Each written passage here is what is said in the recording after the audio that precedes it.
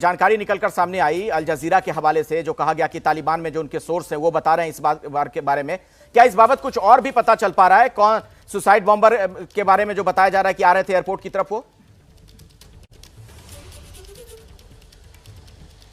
अखिलेश, अभी कुछ भी स्थिति स्पष्ट नहीं है क्योंकि ये तमाम चीज़ें दावे हैं। ना तालिबान की तरफ से कोई आधिकारिक, तालिबान के जो प्रवक्ता हैं उनकी तरफ से कुछ कहा गया है, ना अमेरिका की जो डेजिग्नेटेड अथॉरिटीज़ हैं उन्होंने ऐसी किसी एयर स्ट्राइक के बारे में कहा है। कोई भी कंट्री जब इस तरीके की कार्रवाई करता है तो पिछले एयर स्ट्राइक हमें पता है कि अमेरिका ने बाकायदा इसे घोषित किया था।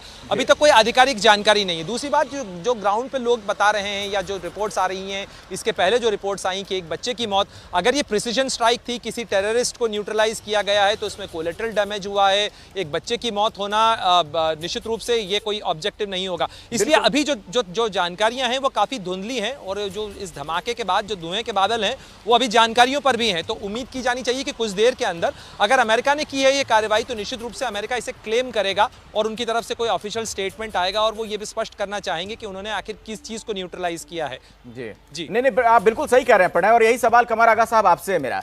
अगर अमेरिका ने किया है, अगर ये मिलिट्री स्ट्राइक है, तो फिर तो अमेरिका इस बारे में जानकारी देगा बाकायदा।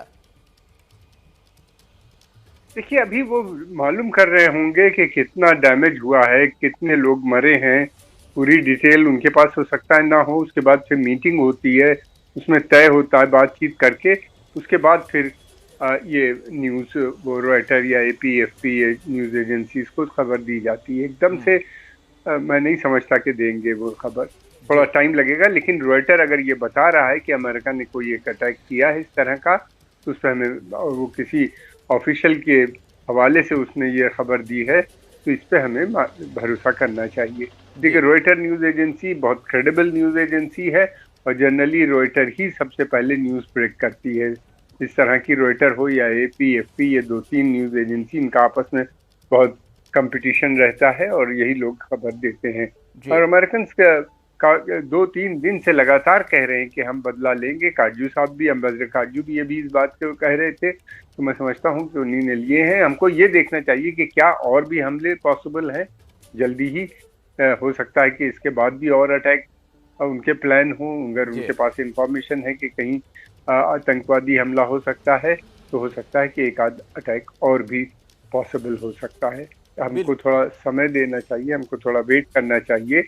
सारी खबरें आते आते थोड़ी ही देर में मैं समझता हूँ कि जरूर वो सारी इंफॉर्मेशन। अच्छा, आप ये कह रहे हैं आगा साहब कि इस बात की आशंका है कि हो सकता है कि कुछ ब्लास्ट और हो जाएं जिस तरीके के हालात हैं।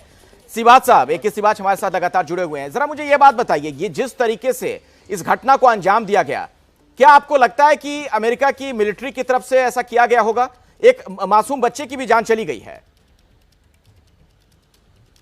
देखो, मेरे को तो देखो इसमें कोई शक नहीं, जैसे आगा साहब भी बता रहे हैं, रॉयटर्स ने बताया, तो क्रेडिबल इनपुट होनी चाहिए। पर जो ग्राउंड पे जैसा इम्पैक्ट हुआ है टारगेट का ऊपर, उससे मुझे थोड़ा शक आ रहा है कि क्या ये अमेरिका ने किया है, क्या ये एक लेजर गाइडेड या ड्रोन के साथ या रॉकेट, क्योंकि उसका प्रिसिशन शूटिंग बेटर होना चाहिए। पर 2-3 पॉइंट और बड़े रेज होते हैं कि जिस प्रकार से अमेरिका बार बार बता रहा है कि इस्लामिक स्टेट भी कर सकता है, तो आप प्रीएम्प्टिव एक्शन क्यों नहीं ले रहे? जो पहले वाले में भी जो एक्शन लिया था, अगर आप ध्यान दो कि पहले उन्होंने एक प्रकार से फिदाइन अटैक किया और उसके बाद आपने उन प्लानर को मार गिराया। मगर अगर आपके पास इनपुट आ रही थी और इंटेलिजेंस इनपुट काफ़ी आपके पास बड़ी पुख्ता थी, तो आपको पहले ही इंटेलिजेंस के ऊपर प्रीएम्प्टिव स्ट्राइक करना चाहिए। ये काबिलियत तो अमेरिका के पास होनी चाहिए, क्योंकि अमेरिका के पास आज सबसे ज्यादा आधुनिक हथियार और आपके पास एक प्रकार से सैटेलाइट है। तो फिर भी मैं ये कहूंगा कि अभी हमें थोड़ा वेट करना चाहिए।